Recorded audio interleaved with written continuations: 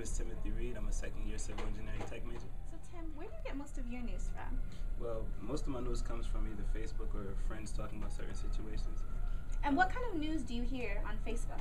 Facebook is usually not it's not usually a lot of political type things. It's usually more of what happened in the city, a lot of things that happen in the city, or a lot of times it's a bunch of drama type events. I feel like most of my actual events that are of importance I would get through the news stations.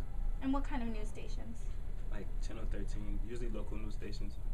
I get most of that's where my interest lies, usually the local stations, trying to figure out what's happening. So Tim, do you feel that local news is more beneficial to you personally or national news?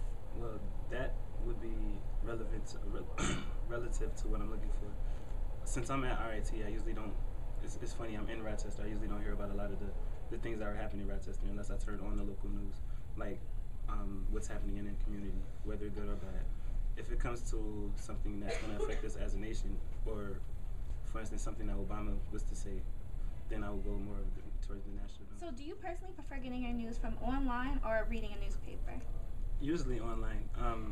Throughout my day, I usually don't have the time to go pick up a newspaper, and 9 times out of 10, I'm going to be at the computer at some point during the day. So the online, it makes it a lot easier for both. I can look up specific things if I want to know the news online, and it's just more accessible. And as a college student, which do you find easier?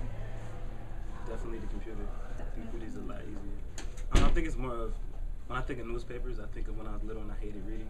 So I never really wanted to pick up a newspaper. And I get the same information in a sense from the computer, so it makes it easier and more